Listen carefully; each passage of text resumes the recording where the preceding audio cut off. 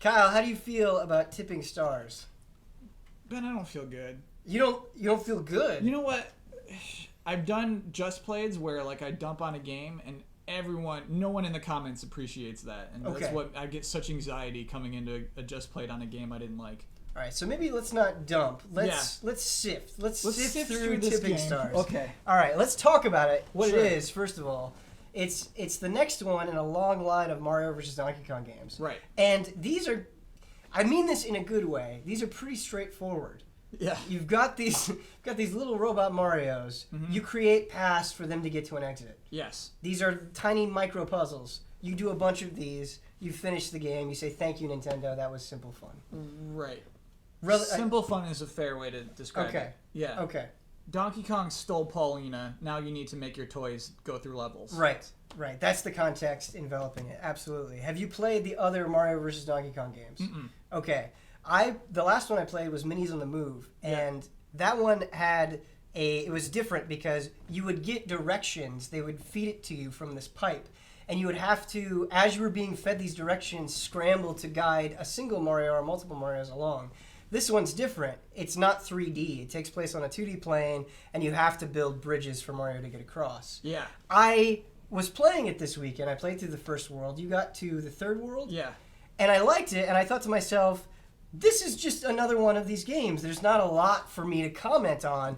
I think, as they always have, they have a really good learning curve where, I always felt like there was enough going on that I had to work for it. Like, I'm bad at managing multiple things, so when I have these little mini Marios, I have 5 of them going along, I get really frantic and stressed. Yeah. And that's fun. But all the stuff that I've seen in this game, I feel like I've seen in the past ones. Yeah, dude. What's weird is I was triple starring everything. Yeah. I would get 2 stars and I say, I'm replaying this. Me too. So how can I possibly tell you I wasn't having fun? You know what I mean? Right. Like, clearly there's a part of my brain that was getting into it. And that's what's so weird is when I turned it off, I was like, good, done. But I feel like it's one of those games, right, where it doesn't make you feel anything. Like, you just have this sort of, like, weird, removed perspective where you're like, yeah, this is good. Yeah. And it's hard to trash on something like that, but you don't get excited about it. You don't want to, like, go and tell Huber, like, dude, you got to play Tipping Stars. Yeah. Now, the impasse that we might be at is I think both of us are not that big on user-generated content.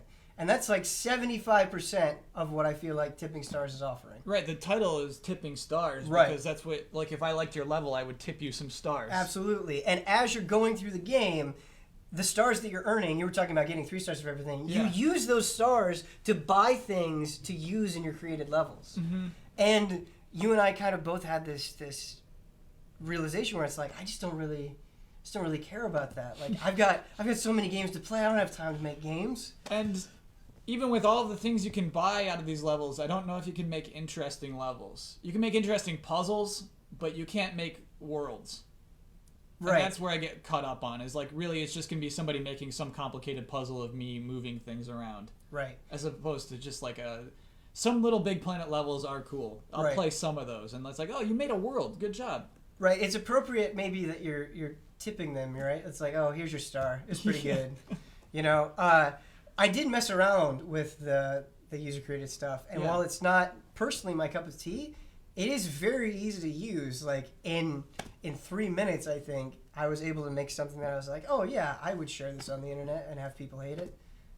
And what was it, though? Like, what is the twist on Ben's level? So, there are these springs that you can get. Yeah.